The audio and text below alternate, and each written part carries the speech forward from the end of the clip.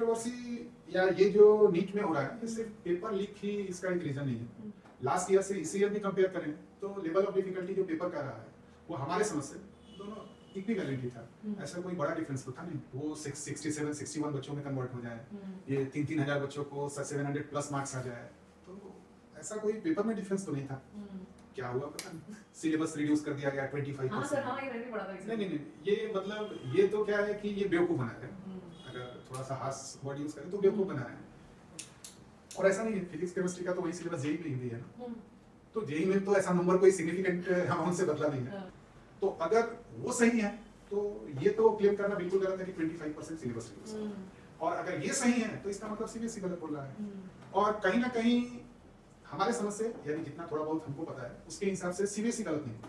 अब कोचिंग वालों ने एक ऐसा सिस्टम बना के रखा है कि ये फाउंडेशन है, ये एडवांस है।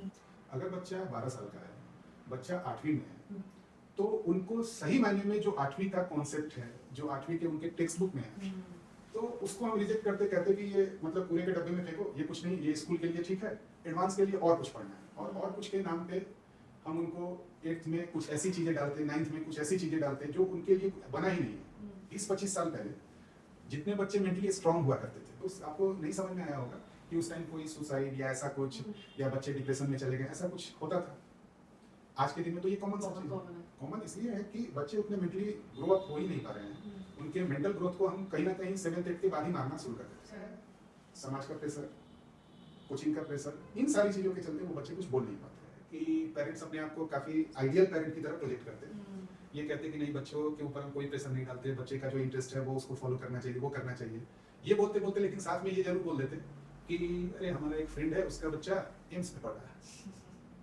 वो प्रेशर मतलब डायरेक्टली क्रिएट नहीं कर रहे। यह एक ऐसा देश है जहाँ पढ़ाई को लिटरली माता के रूप में पूजा जाता है और एक गुरु को भगवान का दर्जा दिया जाता है। ऐसे देश में जब हम ये देखते हैं कि एजुकेशन फील्ड में क्या क्या हो रहा है, तो काफ़ी सरप्राइजिंग लगती है ये चीज़। अब आज अगर हम देखें तो स्टूडेंट्स का माइंडसेट लिटरली डर से फ्यूल किया जा रहा है। डर के बच्चे प्रेशर में आके ना जाने क्या क्या कदम उठा रहे हैं। इन्हीं सब टॉपिक्स के ऊपर एक डिस्कशन करने के लिए हमने आज एक पॉडकास्ट बनाया है। बाय द वे, हम लोग वे एजुकेशन इनिशिएटिव से हैं। We are an organisation which is working to educate people about education. हम लोगों तक एक एजुकेशन के बारे में सच्चाई पहुंचाना चाहते हैं। जो चीज़ आपको फैब्रिकेटेड करके मिल रही है, जो चीज़ आपको एकदम बना के गिफ्ट रैप करके मिल रही है, वो चीज़ हम आपको सीधा स्ट्रेट देना चाहते हैं कि एग्जैक्टली इस फील्ड में हो क्या रहा है। हम आप तक सही इंफॉर्मेशन पहुंचाना चाहते हैं, without any sponsorships, without any ads, just straight true facts to make a difference in this field. और इस चीज़ की शुरुआत हम कर रहे हैं हमारे पहले पॉडकास्ट के साथ with a renowned physics teacher जो पिछले 25 सालों से फिज़िक्स पढ़ा रहे हैं नीट और जेईई के इंस्टीट्यूट्स में। इनका नाम है आलोक कुमार सर। आलोक कुमार सर ने आज तक इतने लिटरली हज़ारों स्टूडेंट्स के साथ उनका एक्सपीरियंस रहा है। आज उन्होंने हमारे साथ बहुत सारे एक्सपीरियंसेस शेयर किए हैं, बहुत सारी बातें की हैं, हमने बहुत इंटरेस्टिंग टॉपिक्स पे डिस्कशंस किए हैं। इनिशिएटिव को सपोर्ट करने का सबसे अच्छा तरीका है आप हमें सब्सक्राइब करें, हमारा कंटेंट लोगों के साथ शेयर करें, ताकि हम ऐसी फैक्चुअल इन्फॉर्मेशन आप तक हमेशा पहुंचा पाए। सो इस पॉडकास्ट को पूरा देखिए, एंजॉय कीजिए। आपके व्यूज़ हमें कमेंट सेक्शन में ज़रूर बताइए। सर बहुत बहुत वेलकम है आपको हमारे पॉडकास्ट में। सर एक पहला सवाल मैं आपसे पूछना चाहूंगी कि आप जो सब्जेक्ट पढ़ाते हैं, बहुत सारे स्टूडेंट्स होते हैं who are very scared of this। ऐसा क्यों है सर, क्यों बच्चे इतना डर से डरते हैं? कह सकते मिथ है। जैसे एक एग्जांपल से बता, आपने कभी रोड पे चलते हुए हाथी को या कहीं खड़े हुए हाथी को देखा है? हाँ सर। कभी भी अगर वो एबनॉर्मल टाइप नहीं रहता, नॉर्मल रहता, तो कभी भी वो ऐसे ही किसी को मारता या भागता, ऐसा तो होता नहीं। जबकि उसको जस्ट बांधने के लिए आप ध्यान से देखेंगे तो एक पतला सा चेन यूज किया जाता है आयरन का। जी। और अगर हाथी के हिसाब से देखें तो वो चेन तोड़ने के लिए उसको कुछ ज्यादा मेहनत करने की जरूरत नहीं। तो फिर कभी सोचा ऐसा क्यों होता? या उसको छोड़ देते। पहले सर्कस हुआ करते था, या आप अगर जू वगैरह में गए हो तो जिराफ देखा होगा। जी सर। जिराफ के पैरों की हाइट कितनी होती है? ऑलमोस्ट जिस केज में उसको रखते हैं उससे तो बड़ी है, आराम से। और वो जिस समय चाहे उस केज को पार कर सकता है, आगे से। लेकिन कभी ऐसा होता नहीं। तो क्या होता है कि जब हाथी को ले ले या जिराफ को ले ले, जब वो काफी छोटे रहते हैं या जिस टाइम मतलब सराउंडिंग से उनको कुछ इनपुट मिलता रहता, उस टाइम ये बताया जाता कि ये काफी मजबूत है, तुम्हारे पकड़ से बाहर की चीज है, यानी इसको तुम कोशिश भी करके नहीं पार कर सकते। शुरुआत में वो कोशिश भी करता, लेकिन उसकी एज के हिसाब से या उसके स्ट्रेंथ के हिसाब से ऐसा उसके पास नहीं रहता, जब वो तोड़ पाएगा। Conditioning sort. हाँ, तो वो बार बार कोशिश करता, बार बार नहीं टूटता। तो बाद में क्या होता है, उसके दिमाग में ये चीज चला जाता कि ये हमारे बस की बात नहीं है, ये हम नहीं तोड़ सकते। राइट। और वो चीज carry forward through out the life उसके साथ, यानी कभी भी वो पूरे लाइफ में ऐसा नहीं कर पाता। हाँ, तोड़ता कब?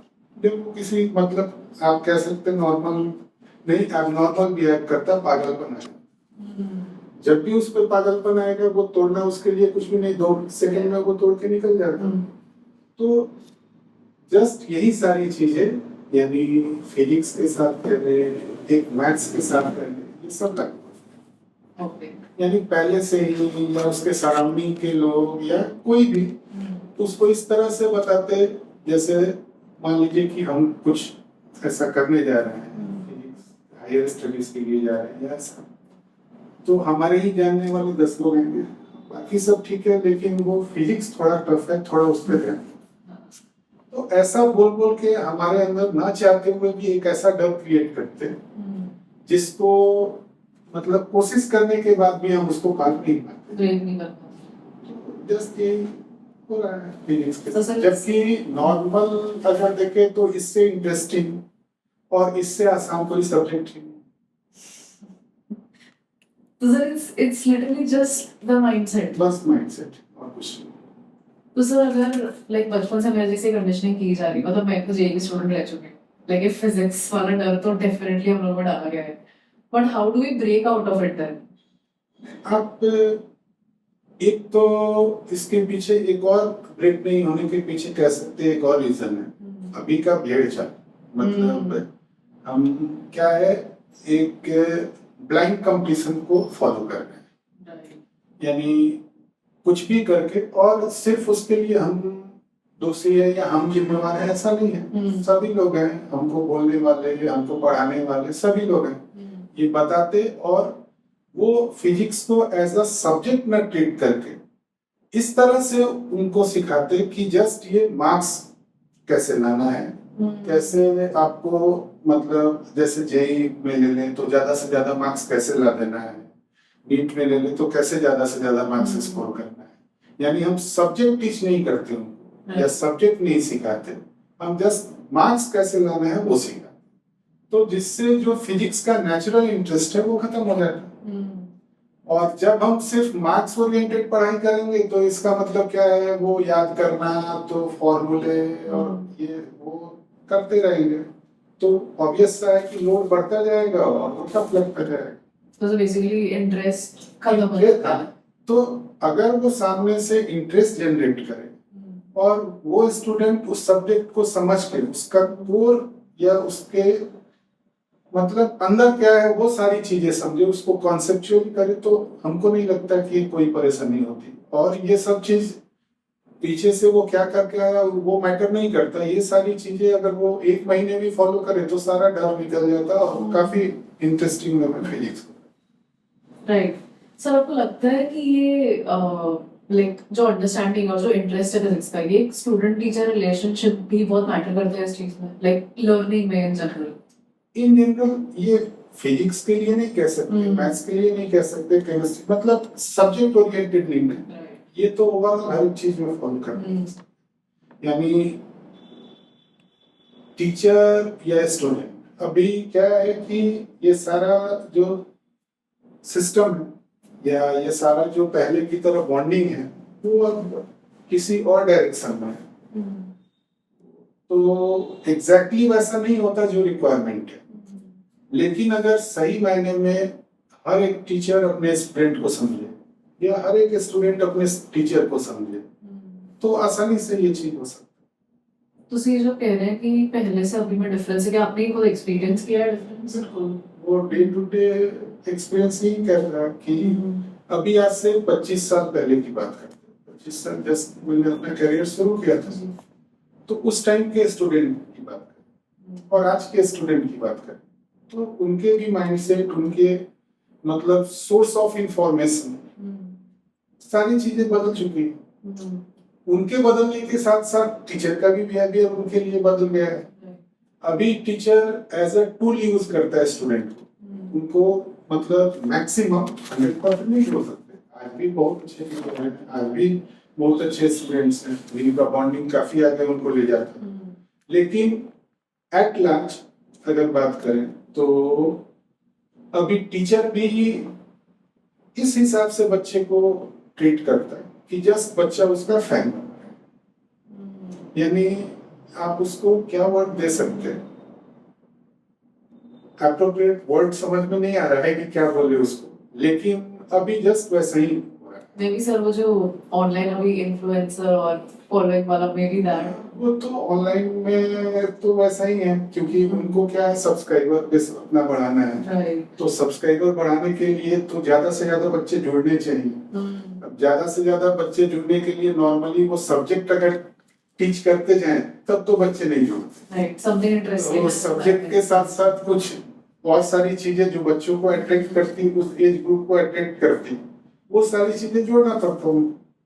और वो जोड़ते तो फिर क्या है कि वो जो टीचिंग वाला पार्ट होता है वो मिसिंग। यानी अभी देखेंगे बहुत सारे ऑनलाइन प्लेटफॉर्म है, बहुत सारे। अभी तो यूट्यूब ओपन कीजिए, एक कोई चीज टाइप कीजिए, आपको एटलीस्ट 100 वीडियो मिलते हैं। तो बहुत सारे ऑनलाइन प्लेटफॉर्म है जो बच्चों को सिखाते नहीं, बच्चों को इंटरटेन करते। बच्चों को भी अच्छा लगता है, अच्छा इसलिए लगता है क्योंकि उनको जो चीज वो तो ये समझ के कर रहे हैं ना कि हम पढ़ने जा रहे हैं, हम पढ़ाई कर रहे हैं, तो जो चीज उनको पढ़ाया जाता है वो चीज काफी अच्छे से उनको समझ में भी आती। और अगर हम बात करें कि हम कुछ सीख रहे हैं, जैसे राइट फ्रॉम बिगनिंग, मतलब डे 1 से अगर हम बात करें, नर्सरी से बच्चों के लिए अगर हम बात करें, तो कह सकते हैं ना कि अगर हम कुछ सीखते तो सीखना इतना आसान नहीं होता। यानी एक बार हमने बताया आपने सीख लिया, ऐसा तो पॉसिबल है नहीं।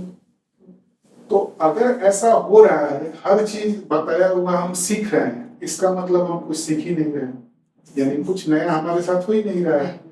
जो यूजुअल सा चीज है वो हो रहा है, लेकिन जिस टाइम तक बच्चे को, जिस टाइम तक और किसी को ये रियलाइज होता है, टाइम मतलब काफी टाइम पास कर चुका होता है, काफी समय चला गया रहता है, कि वो वापस आने का हमारे पास टाइम नहीं था। तो फिर हम क्या करते, कुछ और अल्टरनेटिव, कुछ एस्केप रूट ढूंढते हैं, ब्लेम गेम का खेल शुरू होता है। तो इस तरह से चीजें आगे चलती, नहीं तो ऑनलाइन में या इस तरह के प्लेटफॉर्म में इतनी ज्यादा बच्चों का जुड़ना ही अपने आप में बताता कि, और वो सिर्फ उसको नहीं कह सकते, एज अ आउटपुट भी तो रिफ्लेक्ट हो रहा है। कैसे सर, लाइक आउटपुट कैसे होता है? आउटपुट के टर्म में कहें तो कुछ आप प्लेटफॉर्म को छोड़ दीजिए, तो बाकी का रिजल्ट भी जब आप एनालाइज करेंगे, ये कमर्शियल फॉर्मेट में नहीं कि हाँ बच्चा कहीं और कुछ कर रहा है, हम उसका नाम ले रहे हैं, हमसे भी जुड़ा, उससे भी जुड़ा, उससे भी जुड़ा। आजकल क्या है कि आप एक बच्चे को, अगर हम सिर्फ जेईई और नीट की बात करें, बाकी सारी चीजों को छोड़ दें, तो आप एक बच्चे को उठाइए जो क्वालिफाई हुआ, यानी कि किसी रैंक से क्वालिफाई, तो उस एक बच्चे का रिजल्ट आपको एटलीस्ट 10 इंस्टीट्यूट के नाम के साथ जुड़ा होगा, और 10 में से कम 5 इंस्टीट्यूट ये क्लेम कर रहे होंगे कि वो हमारे पास क्लासरूम में इनरोल्ड था। Yes. तो प्रैक्टिकली पॉसिबल पॉसिबल ही नहीं है। आप एक पुराना, एक मतलब ज्यादा पुराना नहीं है, एक पुराना इंसिडेंट हमको याद आता। एक चित्रांग मुंद्रा करके लड़का था जो IIT में एडवांस में टॉप किया था। एक इंडिया का काफी बड़ा इंस्टीट्यूशन। उसने क्लेम किया कि ये बच्चा हमारे यहाँ, हमारा जो मेन सेंटर है वहां पढ़ा। ठीक है, बच्चे ने भी माना, सबने। और मतलब जब काफी सारे लोगों ने समझा, जाना, तो ये पाया कि बच्चा, यानी आजकल का जो ट्रेंड है कि हम कोचिंग करते, हम तैयारी करते, मतलब हमारा स्कूलिंग जीरो है। यानी स्कूल वाला पार्ट तो हम भूल जाते हैं, और ना स्कूल ये एफर्ट लेता कि बच्चा हमारे साथ जुड़े, और नहीं बच्चा ये सोचता कि हम रेगुलर स्कूलिंग करें। यानी हमेशा वही स्कूल वो सेलेक्ट करता जहाँ कभी जाना ना पड़े। मैंने भी वैसे किया था। तो नहीं, तो ये तो हमारे ओवरऑल डेवलपमेंट को खींच रहा है पीछे की तरफ। हो नहीं रहा है ऐसा, लेकिन मिसकंसेप्शन है, फॉलो कर रहे हैं सब, तो चल रहा है। तो वो बच्चा रेगुलर स्कूलिंग भी करता था। यानी ऐसा नहीं था कि वो आजकल जो टर्म यूज होता ना कि स्कूल स्किप करने का मतलब क्या होता है, कि जैसे हमको डमी स्कूल चाहिए, डमी स्कूल, तो वैसा कोई स्कूलिंग के साथ वो इन्वॉल्व नहीं था। वो रेगुलर स्कूलिंग भी करता था, और जहाँ पे उसका स्कूल था या जहाँ पे उसका रहना था, वो इंस्टीट्यूट जो क्लेम कर रहा था जिस सेंटर से हमारे यहाँ पढ़ा हुआ है, वहां से नियर अबाउट 250 किलोमीटर दूर था। अब ठीक है, क्लेम किया, मान लिया, लेकिन प्रैक्टिकली अगर आप सोचे रियल स्टेज में, ये पॉसिबल है क्या कि 250 किलोमीटर से बच्चा रोज आता, आपके यहाँ पढ़ाई करता, फिर 250 किलोमीटर वापस जाता, रेगुलर स्कूल भी करता। यानी रेगुलर स्कूल अगर वो करता होगा तो सुबह 7 से लेके 12-1 बजे तक तो पक्का स्कूल में रहता होगा।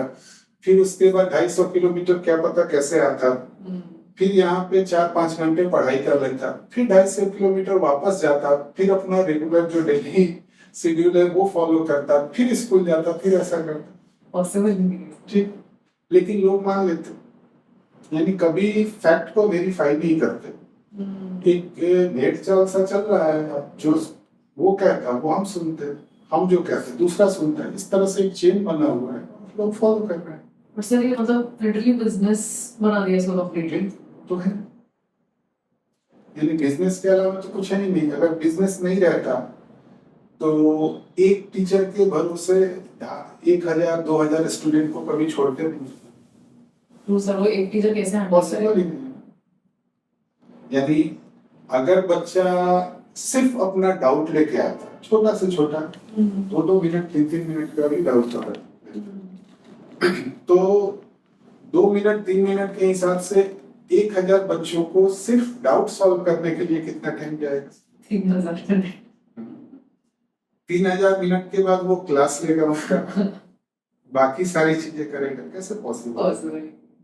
तो इसका मतलब या तो बच्चे ही डाउट नहीं पूछते, या डाउट सॉल्व करने के लिए कोई और रहता वहां अवेलेबल, या डाउट सॉल्व भी नहीं होता। ऐसा कुछ ना कुछ तो होता ही होगा, तभी चल रहा है ये सारा सिस्टम। सो बट ये सिस्टम मतलब ऐसे लेवल पे कैसे आ गया है ये नीट और जेईई का system? Is it just the भेड़ चाला थिंग कि सब कर रहे हैं तो हमको भी करना है? यानी अब इसमें क्या है कि आप सिर्फ सिस्टम को ही ब्लेम नहीं कर सकते। यानी इसके लिए एक रिस्पॉन्सिबल है ऐसा नहीं बोल सकते, हम भी तो उस सिस्टम के पार्ट ही हैं। तो ये भी नहीं बोल सकते कि इसके लिए हम रिस्पॉन्सिबल है, ये भी नहीं बोल सकते कि इसके लिए बच्चे रिस्पॉन्सिबल नहीं है, उनके पेरेंट्स रिस्पॉन्सिबल है।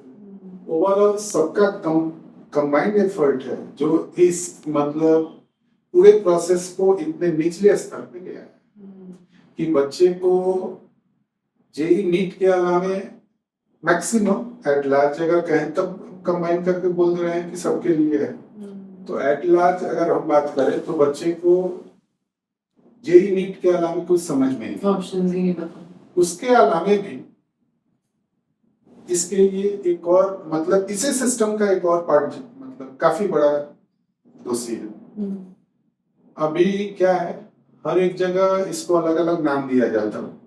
यानी बच्चा जब 10th तक है तो 10th या उसके नीचे वाले क्लास में, यानी 7th 8th 9th 10th इन सारे क्लास की बात करें तो मैक्सिमम बच्चे को ये नहीं पता रहता। मैक्सिमम क्या हम कह सकते हैं कि 1% अगर एक्सक्लूड करें तो 1% छोड़ के बाकी किसी भी बच्चे को ये पता नहीं रहता कि उनका टेक्स्ट बुक क्या है, उसमें क्या लिखा हुआ है, हमको पढ़ना है। दो तरह से वो लोग पढ़ाई करते हैं, यानी पढ़ने का दो ही सिस्टम। एक सिस्टम है उनका स्कूल, उनका बोर्ड में अच्छा से अच्छा मार्क्स कैसे आए, यानी बोर्ड ओरिएंटेड। और दूसरा जो पैरेलल सिस्टम खड़ा हुआ है स्कूल के साथ साथ कोचिंग का, उस कोचिंग वाले सिस्टम में ऐसा कुछ माइंडसेट बना के रखा है या ऐसा कुछ समाज में फैलाया हुआ है कि नहीं, अगर आपको जेई और नीट करना है तो वो तैयारी आपको 7th 8th से ही शुरू कर दें। और आज तो देखेंगे तो बहुत सारे कोचिंग इंस्टीट्यूट ने राइट फ्रॉम 6th वो शुरू कर दिया है। और उस नाम पे वो करते क्या, अगर मान लीजिए कि ठीक है जेई और नीट का ओरिएंटेशन वो बोलते हैं कि नहीं आपका 6 से शुरू हो जाता है, 8 से शुरू हो जाता है, मान लेते हैं।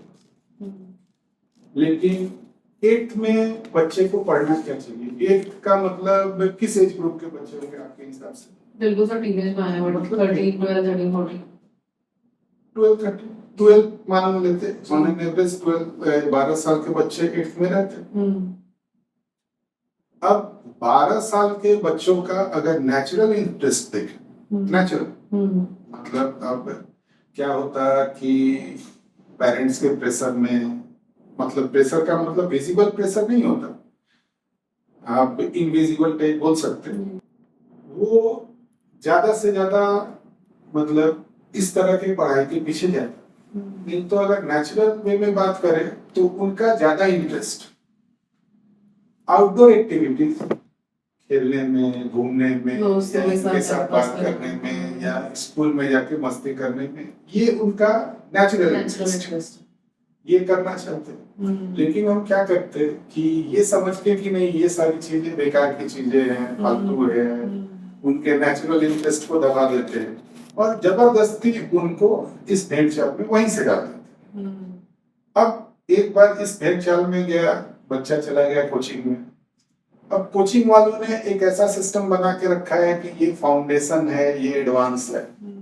एडवांस मतलब जो बच्चा जेई और नीट करना चाहता है वो एडवांस की तैयारी, और एडवांस ठीक है 1% भी ये एक्सेप्ट करते हैं कि ठीक है एडवांस की तैयारी करनी है। लेकिन एडवांस का मतलब क्या होना चाहिए?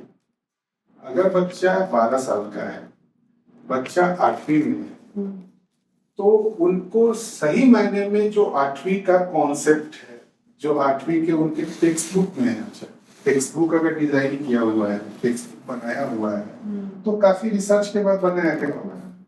तो ऐसे आउटराइटली हम टेक्स्ट बुक में जो लिखा हुआ है या जो उस स्टेज तक पढ़ना है उसको रिजेक्ट कर देते हैं, कहते हैं कि नहीं नहीं ये तो फालतू है, इसमें कुछ है ही नहीं, जबकि हम एक्चुअल में वो जानते ही नहीं कि उसमें लिखा क्या है। उसमें इतना कुछ लिखा हुआ है कि जो पढ़ते पढ़ते हमारा 1 साल भी कम पड़े, तो उसको हम रिजेक्ट करते, कहते कि ये मतलब पूरे के डब्बे में फेंको, ये कुछ नहीं, ये स्कूल के लिए ठीक है, एडवांस के लिए और कुछ पढ़े। और कुछ के नाम पे हम उनको 8th में कुछ ऐसी चीजें डालते, 9th में कुछ ऐसी चीजें डालते जो उनके लिए बना ही नहीं। वो उनको 10th के बाद करना चाहिए, 11th 12th में करना चाहिए, वो सारी चीजें जबरदस्ती उनको सिखाने के लिए कोशिश करते। और जो उनका मतलब ब्रेन का डेवलपमेंट है या एज ग्रुप के हिसाब से जो उनको एक्सेप्ट करना चाहिए, उससे ये काफी ज्यादा रहता है।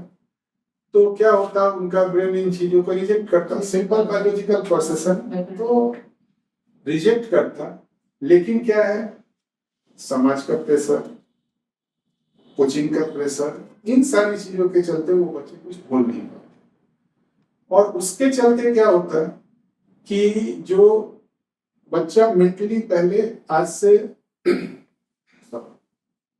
20-25 साल पहले जितने बच्चे मेंटली स्ट्रांग हुआ करते थे, उस टाइम शायद आपने कभी, यानी उस टाइम का अगर किस्सा कहानी आप बाद में सुने होंगे तो उस आपको नहीं समझ में आया होगा कि उस टाइम कोई सुसाइड या ऐसा कुछ, या बच्चे डिप्रेशन में चले गए, ऐसा कुछ होता था।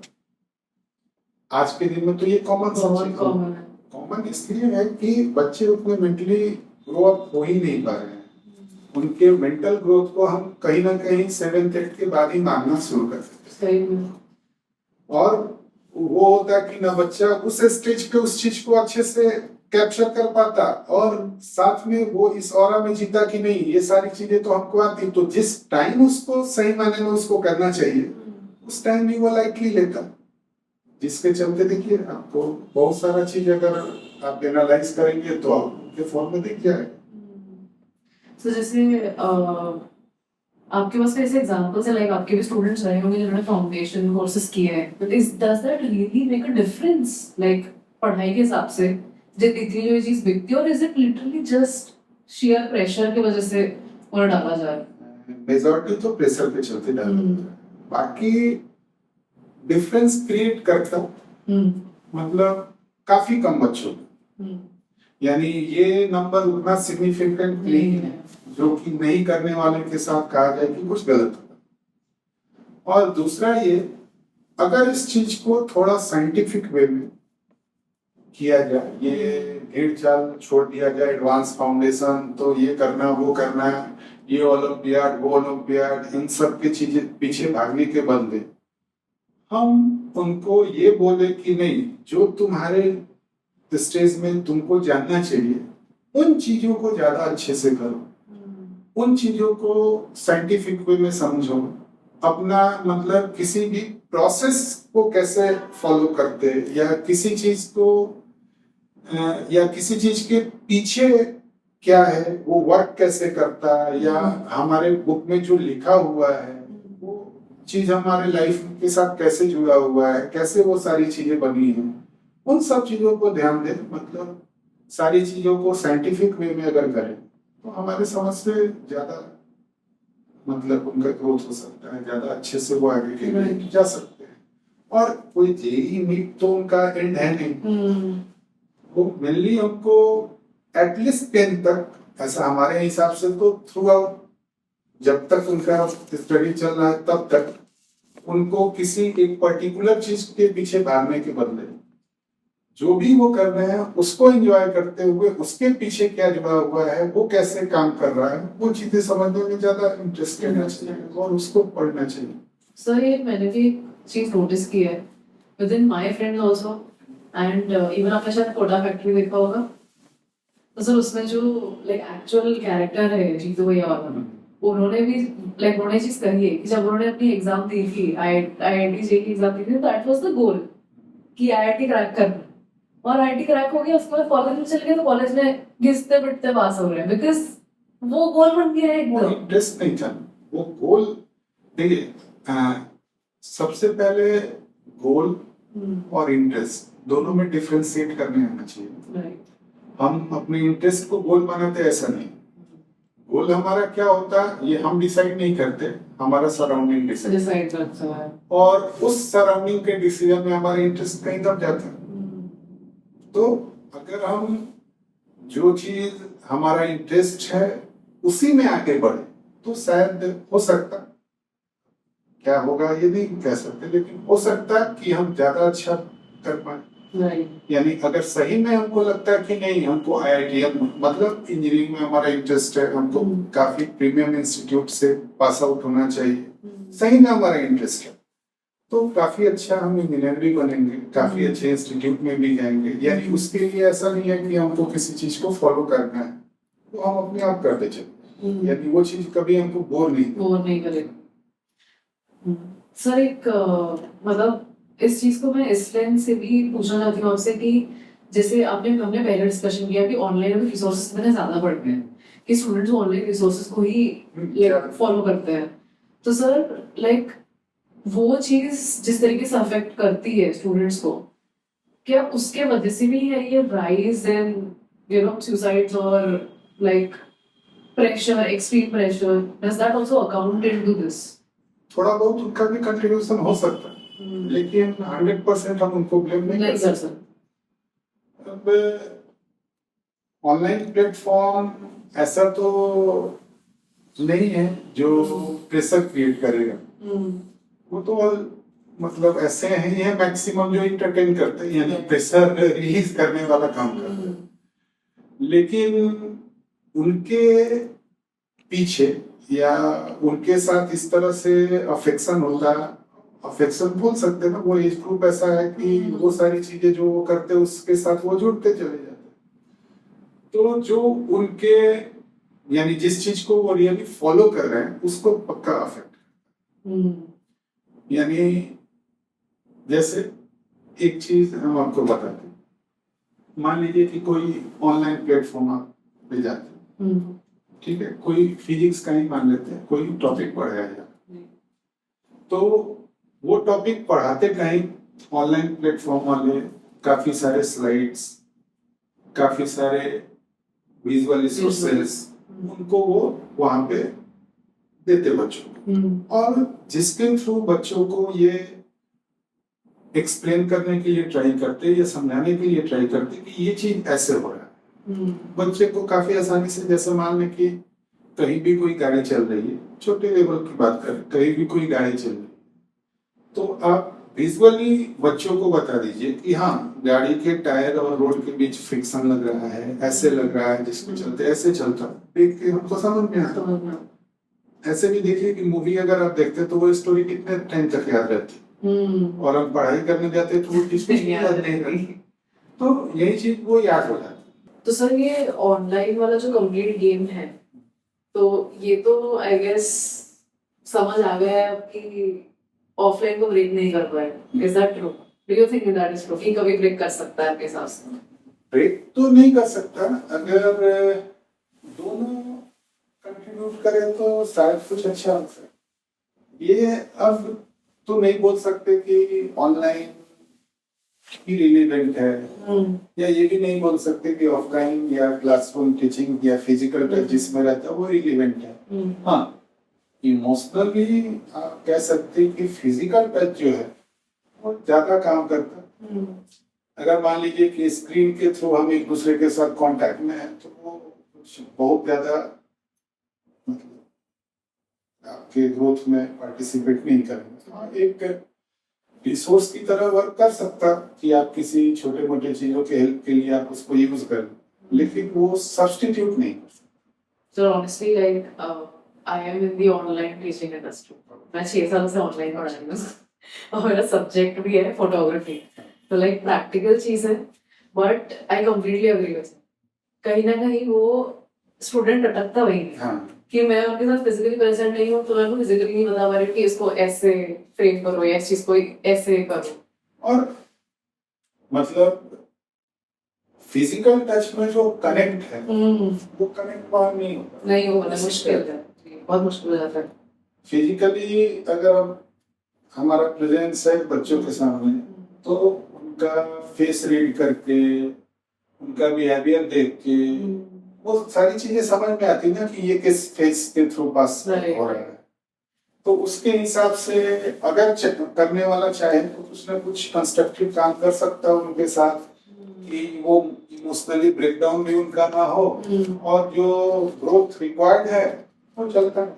ये तो सब बिल्कुल फैक्ट्स हैं, बिकॉज़ फॉर मी तो आधे तो स्टूडेंट कैमरा ऑन रखते ही नहीं है, तो मुझे पता ही नहीं होता है कि इनके दिमाग में चल क्या रहा है, इनको समझ में आ रहा है नहीं समझ में आ रहा है, पूछेंगे नहीं पूछेंगे, कैमरा ऑन करके सो गए। I have no idea. वो तो नहीं है ना, क्योंकि मैक्सिमम को करना नहीं है, उनसे कराया जा रहा है, तो एस्केप रूट तो ढूंढेंगे। ऑनलाइन में वो एस्केप रूट है ना, इंटरनेट बैंडविड्थ वीक है, तो ये हो रहा है, वो बहुत सारी चीजें। बट सर एक ऑनलाइन में ना एक अफोर्डेबिलिटी वाला फैक्टर आ जाता है, दैट इज ट्रू, राइट? तो sir for the students of offline जो कोचिंग होती है, maximum coaching is very expensive, do you agree with that? तो सर लाइक इस केस में व्हाट डज लाइक एक स्टूडेंट जो है जो अफोर्ड नहीं कर पा रहे हैं, do you think in some way, in some form, online कर सकते हैं इस चीज को? बिल्कुल कर सकते हैं। अगर कोई सिंसियर स्टूडेंट है, अगर उसको मतलब वो चीज उसके दिमाग में बैठा हुआ है कि वो करना है, यानी उसका इंटरेस्ट भी है, वो उसको फॉलो भी कर रहा है, कुछ कॉन्स्टेंट है जिसके चलते वो आगे नहीं बढ़ पा रहा है, ऑनलाइन प्लेटफॉर्म बिल्कुल उनको यूज करने के लिए बहुत सारे ऑनलाइन प्लेटफॉर्म है। ऐसे नहीं बोल सकते कि सभी चीजें, यानी क्या होता, मतलब ये कॉमन एग्जांपल सभी लोग कोट करते हैं कि कंप्लीट व्हाइट कंप्लीट ब्लैक करके कुछ ग्रे तो हमेशा रहता है।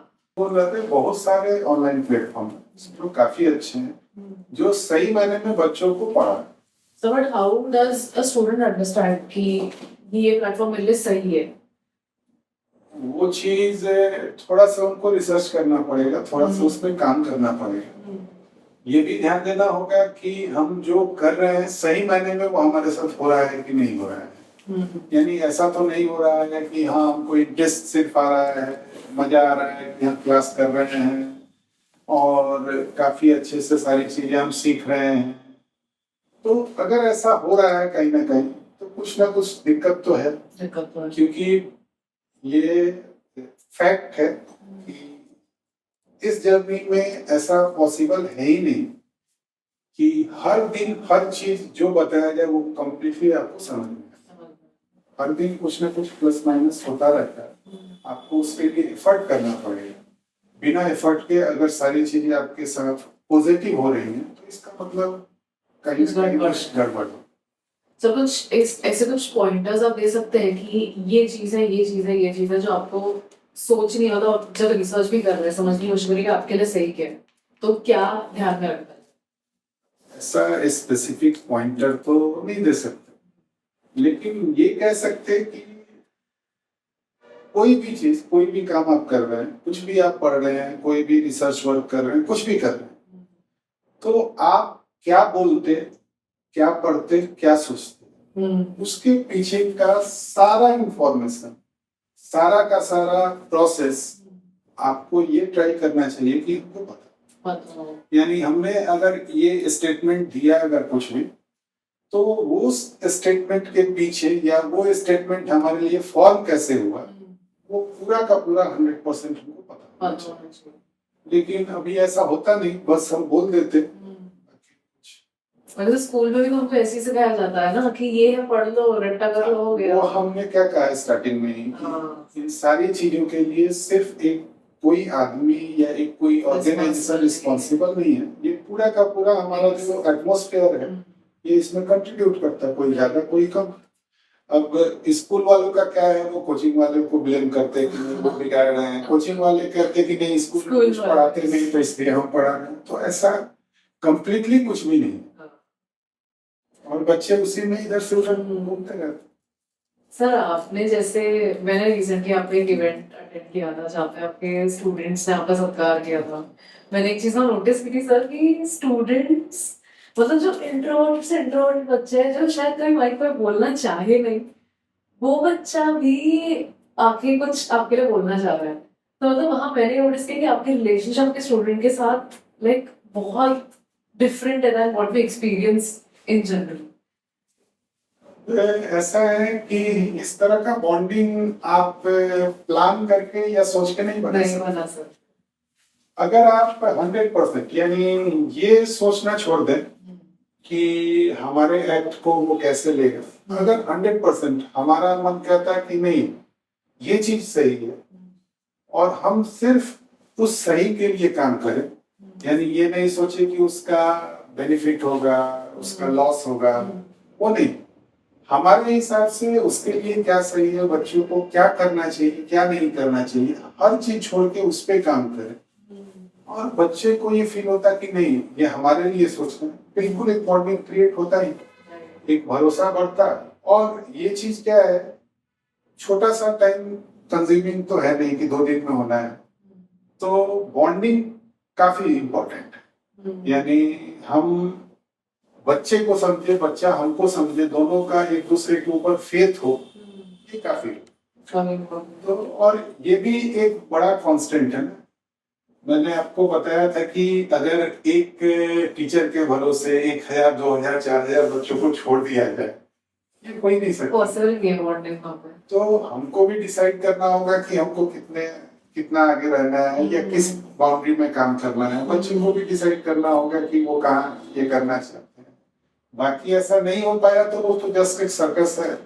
हम भी एक रोल प्ले कर रहे हैं, वो भी रोल प्ले कर रहा है, टाइम खत्म, इवेंट खत्म। बट सर आप लाइक सिंस आप इतने क्लोज हैं, आप कह रहे हैं कि आप लाइक समझ पा रहे हैं स्टूडेंट्स को, वो उस तरीके से गाइड कर पा रहे हैं जिस तरीके की उनको जरूरत है। तो सर आपके हिसाब से क्या क्या प्रेशर से बच्चे को बनाते हैं, किस किस तरीके के आते हैं? अब देखिए, मैक्सिमम प्रेशर जो होता है, आप अगर उनको सही से समझे तब समझ में आता है। ऊपर से आपको प्रेशर नहीं दिखता। और प्रेशर उनको जब वो क्लास 1 में जाते तब से शुरू होता है। जाने अनजाने में उनके टीचर, उनके पेरेंट्स, जबकि आज के टाइम में क्या है कि पेरेंट्स अपने आप को काफी आइडियल पेरेंट की तरफ प्रोजेक्ट करते हैं। ये कहते हैं कि नहीं, बच्चों के ऊपर हम कोई प्रेशर नहीं डालते, बच्चे का जो इंटरेस्ट है वो उसको फॉलो करना चाहिए, वो करना चाहिए। ये बोलते बोलते लेकिन साथ में ये जरूर बोल देते कि अरे हमारा एक फ्रेंड है, उसका बच्चा एम्स में पढ़ रहा है। वो प्रेशर मतलब डायरेक्टली क्रिएट नहीं कर रहे हैं, इनडायरेक्टली। तो इस तरह से वो तो एक छोटा सा एग्जांपल है, ये तो बहुत बड़ा नहीं है, लेकिन काफी सिग्निफिकेंट रोल या काफी सिग्निफिकेंट कंट्रीब्यूशन इसका भी है। तो इस तरह से हर दिन बच्चे के ऊपर एक प्रेशर क्रिएट हो रहा है। अब हमने कहा कि आज के टाइम में बच्चे मेंटली उतने स्ट्रांग नहीं है। अगर मेंटली बच्चा स्ट्रांग रहता तो ऐसे बहुत सारे प्रेशर को वो ऐसे ही, यानी उसके दिमाग पे आने ही नहीं देता, वो जस्ट रिफ्लेक्ट हो जाता। लेकिन आज के टाइम में वैसा नहीं है। बच्चों का ब्रेन कच्चा है, वो काफी आसानी से इन सारी चीजों को एब्जॉर्ब कर लेते हैं। और ये कलेक्टिवली इतना बड़ा प्रेशर क्रिएट करते हैं, इतना बड़ा प्रेशर कि आप उसको मतलब सोच ही नहीं सकते कि क्या है। It's like make or break for them. उनको लगता है कि यार ये नहीं तो कुछ भी नहीं, हमारे सामने कुछ है ही नहीं दूसरा। अगर हम नहीं किए तो फिर क्या होगा, हमारा क्या होगा वो तो अलग बात है। मेरे पापा क्या सोचेंगे, मम्मी क्या सोचेंगे, लोगों को क्या बोलेंगे। तो इन सारी चीजों का कलेक्टिव मतलब एफर्ट है जो बच्चों को इतना कमजोर बनाता है। बट सर इतने कमजोर हो गए। एक ना अगेन एक कोड़ा एग्जांपल लेना चाहूंगी। उसमें थर्ड सीजन के आखिर में जो वैभव पांडे कैरेक्टर होता है, वो स्टार्टिंग से एस कर रहा होता है अपने एग्जाम्स, बट उसका हम कंटिन्यूअसली एक चीज देखते रहते हैं कि वो किसी न किसी चीज के थ्रू अपने आप को कंपेयर कर रहा होता है कि इसका देख ये बना गया, और या मेरा भाई लाइक आईपीएल की टीम में सिलेक्ट हो गया, तो उस चीज के लिए उसको बुरा लगता है। लाइक वो इतने कंपैरिजन में होता है, और सर आखिर में सब क्या होता है एट द मतलब वो नहीं कर पाता है वो चीज। हमने ये चीज कहा कि अगर आप रेस में हैं तो आप अपना 100% नहीं कभी दे सकते। आप रेस छोड़ दो ना, आप क्या हो उसको समझो और आप अपने स्ट्रेंथ के हिसाब से काम करो। अब सिर्फ उसमें ये नहीं है, उसके ऊपर कहीं ना कहीं ये प्रेशर है जो कि उसके कैरेक्टर में भी, मैंने भी वो सीजन देखा, उसके कैरेक्टर में रिफ्लेक्ट होगा। आप उसको मतलब कंटिन्यूअसली देखेंगे तो वो अपने आप को हर एक पॉइंट पे प्रूव करता है। यानी हमेशा ये बताने के लिए ट्राई करता कि नहीं, अरे तुमको नहीं समझता, हमको ज्यादा समझता। तो वो चीज क्या है, यानी उसका जो अंदर का डर है वो दिखा रहा है। यानी उसको डर लगता कि ये हमसे आगे है, तो हम इसको बताएं कि नहीं हम तुमसे आगे। तो ये डर है उसका।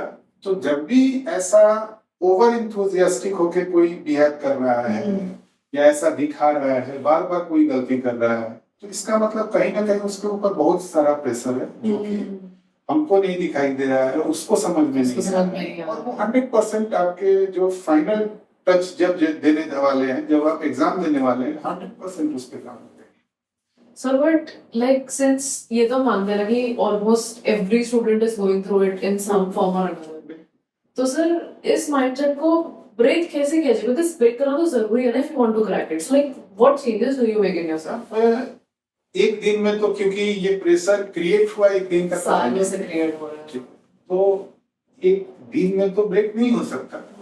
हाँ, इसको कोशिश करके मिनिमाइज किया जा सकता है, क्योंकि ब्रेक करने के लिए या कंप्लीटली बच्चे को हर एक तरह के प्रेशर से फ्री करने के लिए तो सबसे पहला रिस्पॉन्सिबिलिटी उनके पेरेंट्स को लेनी चाहिए। यानी डे 1 से उनको इस तरह से काम करना चाहिए कि वो प्रेशर क्रिएट ही ना हो पाए। तो ये तो जितना लंबा टाइम लगा है उनपे ये प्रेशर डालने में, उतना ही लंबा टाइम लगना है निकलने में। तो ये कहना कि नहीं इस तरह का सारा प्रेशर हम किसी भी फॉर्म में रिलीज कर पाएंगे, तो ये पॉसिबल नहीं है अभी के टाइम में हमारे समझ। हो सकता है कोई कहे कि हो जाएगा, लेकिन हमको नहीं लगता कि ऐसा होता है। हाँ, हम अपने एक्ट से बातचीत करके, उसको समझ के, उसको समझा के, या किसी भी तरह से उसको ढंग से ट्रीट करके, अब ट्रीटमेंट का फॉर्म अलग अलग हो सकता, तो प्रेशर को मिनिमाइज जरूर किया जा सकता, ताकि उस प्रेशर का इफेक्ट उसके फाइनल एग्जाम के ऊपर मिनिमम पॉसिबल। यानी 100% जो प्रेशर के चलते सब कुछ गड़बड़ होता है। जैसे मान लीजिए कि आप जब एग्जाम देखेंगे तो जो बच्चा क्वालिफाई होता है, जो बच्चा नहीं क्वालिफाई होता, ऐसा हर एक केस में नहीं होता कि दोनों के बीच में बहुत बड़ा गैप होता। कई बार जो बच्चा क्वालिफाई नहीं होता वो क्वालिफाई हो जाने वाले बच्चों से काफी अच्छा है हर एक सेंस, लेकिन नहीं हो पाता। तो इस प्रेशर को मिनिमाइज किया जा सकता है, बहुत सारे फॉर्म हैं जिनके थ्रू काम किया जा सकता है। मिनिमाइज करने पे हमको ये भरोसा है या लगता है कि काफी चेंज आ सकता है। क्या मैं सोचते कि मतलब स्टूडेंट वो स्टेज में है, दैट इज अ वेरी, बोलते हैं ना सवाली उम्र है वो, they like growing up at that time. तो are they even ready to accept that कि ये माइंडसेट का डिफरेंस है और मैं माइंडसेट चेंज करके चीज बदल सकता हूं? तो सर कैसे फिर ये चेंज है? हाउ जो उनके साथ डील कर रहा है वो तो ऐसा नहीं है कि वो टीनेज में है। नहीं, हाँ सर, डेफिनेटली। तो जो उनके साथ डील कर रहा है मेजर रिस्पॉन्सिबिलिटी उनकी है, उन बच्चों की। अगर वो बच्चे को सही से समझ के अगर काम करे तो हो सकता है वो धीरे धीरे एक्सेप्ट करना शुरू कर देंगे, धीरे धीरे समझना शुरू कर देंगे। इसीलिए हमने कहा कि ये एक दिन में तो होता नहीं, ये लंबा, किसी चीज को बनाने में बहुत ज्यादा टाइम लगा है, अगर बनाते टाइम वो बिगड़ चुका है तो उसको सुधारने में उससे ज्यादा टाइम लगेगा। Time taking process. सर आप लाइक सिंस आप इतने सालों से पढ़ा रहे हैं, क्या आपने भी ऐसे एग्जांपल्स आपके सामने देखे हैं कि कोई स्टूडेंट है who is like very good at studies but and में जाके वो फेल हो? और sir like do you say that number is more और लेस? मतलब ऐसा मोर और लेस नहीं बोल सकते, लेकिन हाँ एक सिग्निफिकेंट नंबर है जो काफी अच्छा है, काफी सेंसेबल है। आप बिहेवियर के टर्म में भी देखेंगे तो काफी अच्छा उसका बिहेवियर भी है, हर चीज होता है। लेकिन at the end of the day जो रिक्वायरमेंट या जो रिक्वायर्ड है उसके लिए तो उसको मिल नहीं। और काफी अच्छे ऐसे भी एग्जांपल हैं जो बिल्कुल उनका अप्रोच कैजुअल रहता है, वो हर एक चीजें ऐसे ही उड़ा देते, सोचते नहीं, समझते नहीं, लेकिन लास्ट में काफी अच्छे से वो परफॉर्म करते। तो ये आप ऐसा कोई रूल सेट नहीं कर सकते या कोई रूल बुक नहीं बना सकते जिसमें हम कहें कि ये करेगा ही, वो ये नहीं करेगा। किस दिन कौन सा इंसिडेंट किसको ट्रिगर कर जाए वो एग्जैक्टली बताया नहीं जा सकता। हाँ, ट्रिगर पॉइंट तक कोशिश किया जा सकता है कि उसको ले जाए, लेकिन होगा नहीं होगा फिर वो समय डिसाइड करेगा। सर अभी जैसे लाइक एक और बात मेरे दिमाग में आती है, एक प्रेशर मेरे दिमाग में आता है जो भी रिसेंटली नीट में हुआ। सर ये भी तो बहुत बड़ा प्रेशर एनवायरनमेंट क्रिएट करता होगा ना स्टूडेंट के लिए, like they are confused, they don't know what to do. उनके साथ क्या अभी सर नीट के स्टूडेंट को पता ही नहीं उनके साथ होने क्या वाला है। ये क्या है, ये तो इंस्टीट्यूशनल प्रेशर है, होना नहीं चाहिए लेकिन है। तो इसके लिए एक इंडिविजुअल करके तो कोई कुछ कर नहीं सकता। कलेक्टिवली अगर चाहे तो इंस्टीट्यूशन के ऊपर प्रेशर बना के ऐसा इंसिडेंट बार बार ना हो ये करा सकते हैं, लेकिन मतलब ये अनफॉर्चुनेट।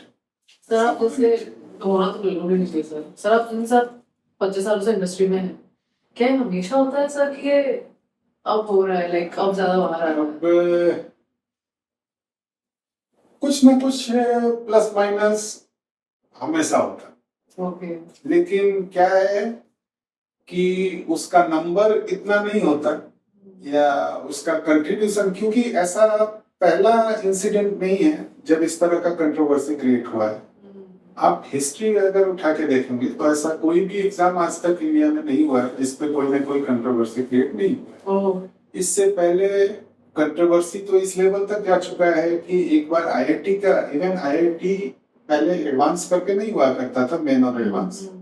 ऐसे ही ये मेन जो एग्जाम है वो पहले एआईट्रिपल हुआ करता था। एआईट्रिपल के पहले ऐसा कोई एग्जाम नहीं था। हर एक कॉलेज का, हर एक स्टेट का अलग अलग एग्जाम हुआ करता था। तो उस टाइम आईआईटी जेईई करके, जो अभी एडवांस है वो आईआईटी जेईई करके, वो आईआईटी जेईई भी एक बार कैंसिल हो चुका है, ये एग्जाम हुआ है। नीट जब एआईपीएफ की हुआ करता था, नीट ये भी कैंसिल हो चुका है, ये एग्जाम हो चुका है। तो ऐसा तो नहीं है कि ये पहली बार हुआ है, तो ये एक कंटिन्यूअस प्रोसेस है। सर इतना मतलब लोग प्रेशर ले रहे हैं, मैं ये सोच रही हूँ कि इतना उसको जीत जैसा बना दिया कि ये लोग कुछ भी करना चाह रहे हैं। प्रेशर आना भी ऑब्वियस है। अब आप इस साल का भी रिजल्ट देखेंगे तो बच्चा 720 आउट ऑफ 720 स्कोर करता है। कैसे करता पता नहीं। इतने बच्चे कैसे स्कोर कर रहे हैं पता नहीं। हो सकता है कि काफी मतलब लेवल ऑफ इंटेलिजेंस काफी बढ़ गया हो, काफी अच्छा पढ़ाया जा रहा हो, प्रेशर निकल गया हो, ऐसा हो सकता है। लेकिन इतने बच्चे जो कि मतलब थोड़ा सा सेंसिबल ढंग से सोचे तो ऐसा होता नहीं, फिर भी कर रहे हैं। 720 आउट ऑफ 720 लाने के बाद उनको दिल्ली एम्स जैसा इंस्टीट्यूशन मिलेगा कि नहीं मिलेगा ये भी पता नहीं। तो मतलब वो क्या ऐसा करे कि वहां पे वो पढ़ पाए। इतने अब एग्जैक्ट फिगर तो नहीं बता सकते, लेकिन हमारे समझ से 2500-3000 बच्चे 700 प्लस स्कोर कर रहे हैं।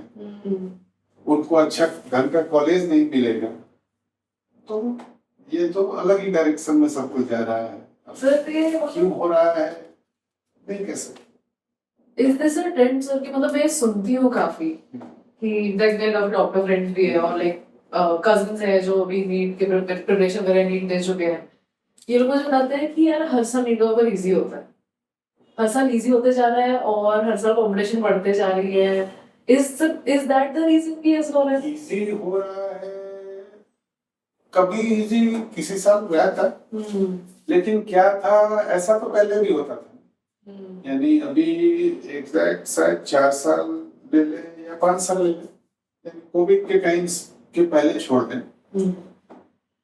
कोविड के टाइम के बाद का सिनेरियो अगर छोड़ दें तो उससे पहले बताइए 720 आउट ऑफ 720 तो नहीं होता था। Exactly sir. ऐसा तो होता नहीं था कि नीट उससे पहले जो है उसके बाद जो है एक आधा साल एक आधा सब्जेक्ट छोड़ दें तो ऐसा कोई सिग्निफिकेंट डिफरेंस क्रिएट कर दिया है, ऐसा नहीं हुआ है।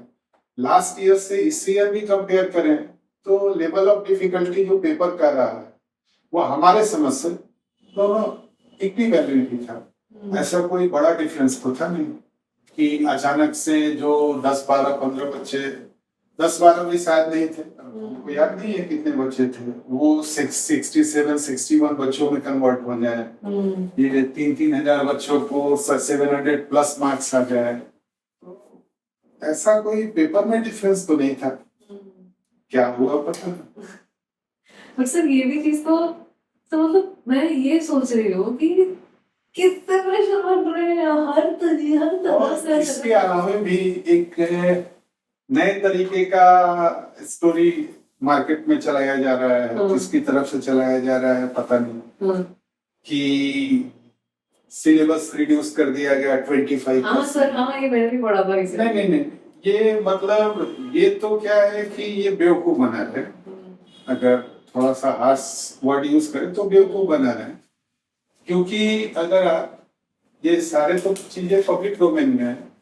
अगर आप बात करें सिलेबस, तो आज से शायद पिछले साल या 2 साल पहले कम सिलेबस, नीट का तो शायद लास्ट ईयर से सच में कम हुआ है। कम हुआ है। तो कम हुआ है तो जो सिलेबस रिवाइज किया सीबीएसई बोर्ड में, और उसी सिलेबस को एनएमसी ने फॉरवर्ड किया एनटीए को कि इसी सिलेबस के ऊपर नीट। और ऐसा नहीं है, फिजिक्स केमिस्ट्री का तो वही सिलेबस जेई में ही है ना, तो जेई में तो ऐसा नंबर कोई सिग्निफिकेंट अमाउंट से बदला नहीं है, तो एट पार ही है, 2-4-5 नंबर का डिफरेंस है। तो सिलेबस कम तो उनके लिए भी हुआ था। राइट। और सिलेबस रिवाइज करते टाइम सीबीएसई ने ये क्लियर कट अपने नोटिफिकेशन में कहा था कि ये सिलेबस हमने रिड्यूस नहीं किया है, ओके। ये सिलेबस हमने रेशनलाइज किया है। अच्छा। और मतलब आने वाले फ्यूचर में भी हम इसको रेशनलाइज करेंगे। ये क्लियर कट उनका जो नोटिफिकेशन आया था सिलेबस रिवाइज करते टाइम, जो सो कॉल्ड हम रिवाइज कर रहे हैं या रिड्यूस करना बोल रहे हैं, उस टाइम ऐसा नोटिफिकेशन में लिखा हुआ। रेशनलाइज करने का मतलब उसने, यानी उन्होंने क्या एक्सप्लेनेशन दिया था कि ऐसा हमने पूरे सिलेबस को जब रिव्यू किया तो ये देखा कि एक ही टर्म है, एक ही टॉपिक है जो एक क्लास में या एक सिलेबस में कई बार यूज किया जाता। ओके। तो इसको मतलब ऐसे तो हाँ, तो हम उस चीजों को एक ही जगह सेचुरेट करके रखना चाहते हैं, एक ही जगह कन्फाइन करना चाहते हैं। जो मल्टीपल टाइम हम उनको यूज करके नए नए चैप्टर क्रिएट किए हों, उनको हम हटा दें। तो ये एक्सप्लेनेशन देके उन्होंने रेशनलाइज किया था या रिवाइज किया था सिलेबस। तो अगर वो सही है तो ये तो क्लेम करना बिल्कुल गलत है कि 25% सिलेबस, और अगर ये सही है तो इसका मतलब सीबीएसई गलत बोल रहा है।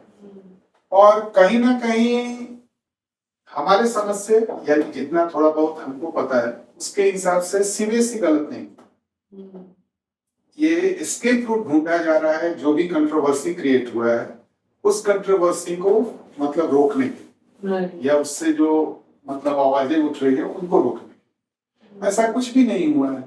मान लेते हैं, एक ये भी समझ लेते हैं कि ठीक है, वो हम फिजिक्स के हिसाब से बात करें तो फिजिक्स में जो जो पार्ट सो कॉल्ड हटाया गया है सिलेबस, उन सारों को कंबाइन कर ले तो 2 या 3 क्वेश्चन वो कंट्रीब्यूट करते थे पूरे पेपर। ओके।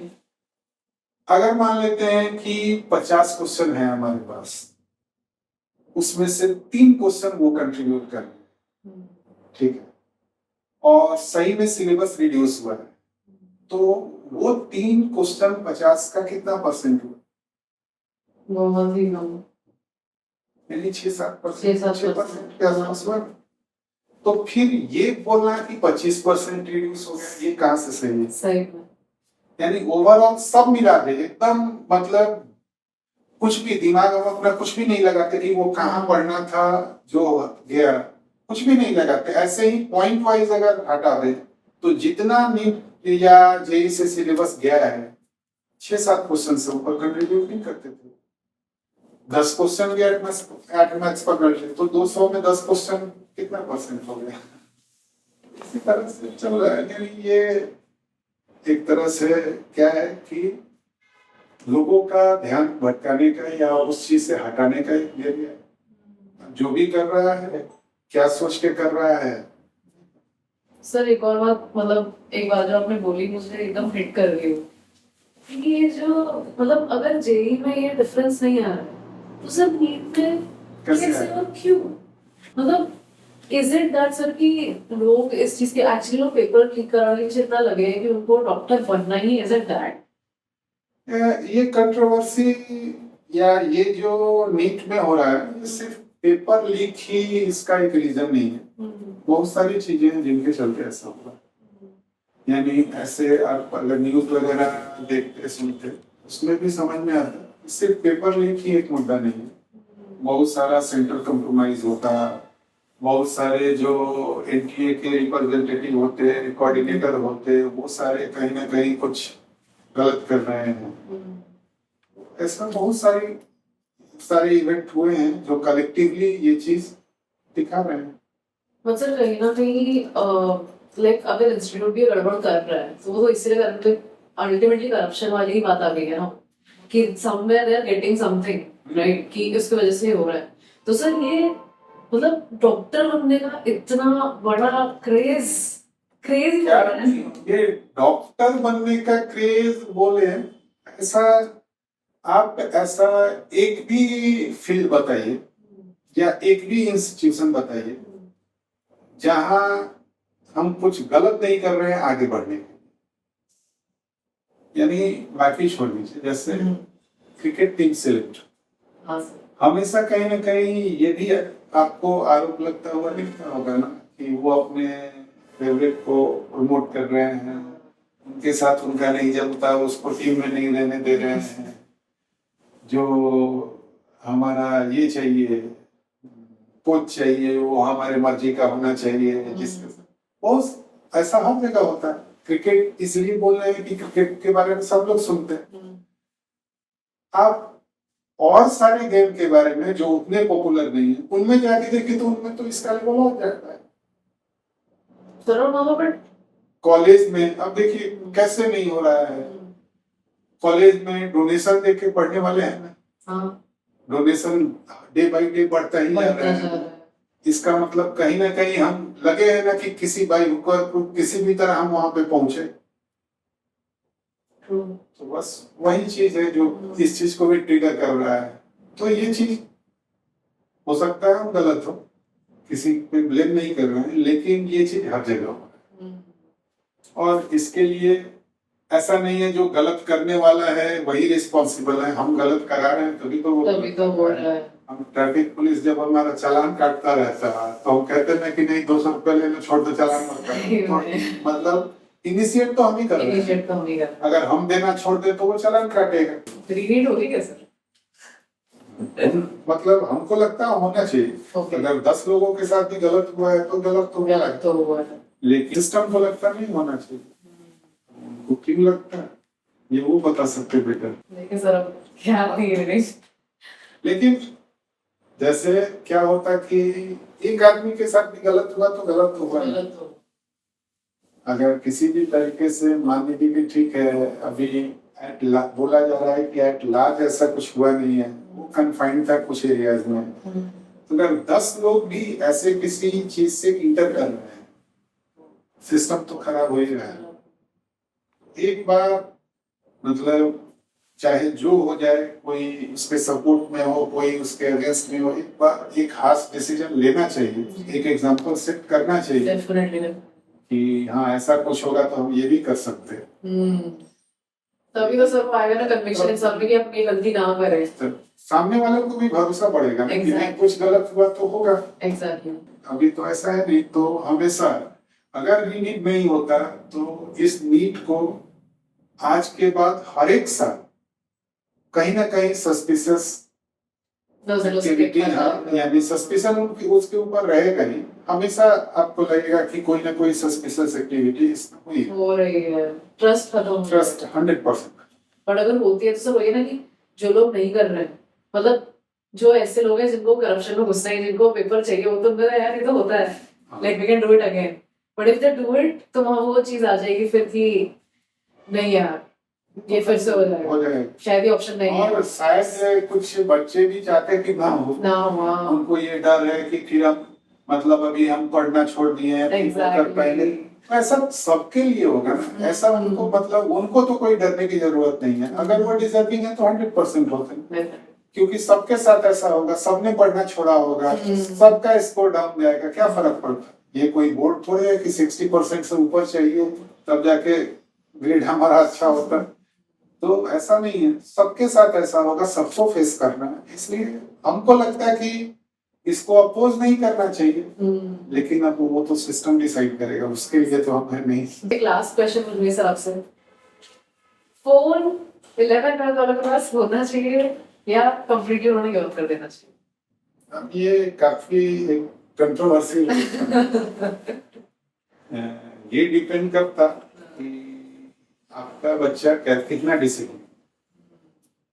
अब हमने कहा कि आज के टाइम में डिसिप्लिन जो है वो सिर्फ सुनने की बात है, ऐसा नॉर्मल कंडीशन में एग्जिस्ट नहीं करता।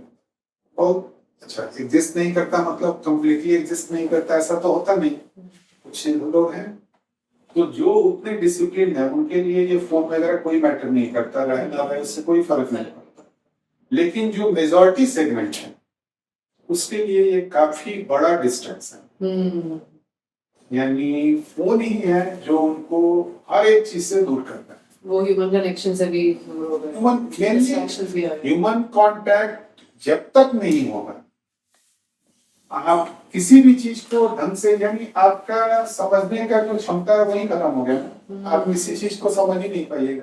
जब आप एक जगह नहीं समझते तो हर एक जगह आपके साथ वैसा नहीं होगा। पढ़ने के केस में भी इसीलिए आप क्या मतलब एक रट्टू टाइप जो स्टूडेंट होता है उस फॉर्मेट में आप कन्वर्ट किसी के चलते होते हैं। वो सब इंडिविजुअल पे डिपेंड करता है, वो डिसाइड करे कि फोन उनके काम का है कि नहीं। ये नहीं है। Okay sir, thank you so much for being here sir. बहुत सारे इंसाइट्स मिले, बहुत मजा आया आपके साथ बात करके। आई एम श्योर कि जब स्टूडेंट्स, पेरेंट्स, इवन टीचर्स ये पॉडकास्ट देखेंगे तो उनको बहुत अच्छे इंसाइट्स मिलने वाले हैं about everything that we discussed. So once again sir, thank you so much for your time. Thank you so much for being here.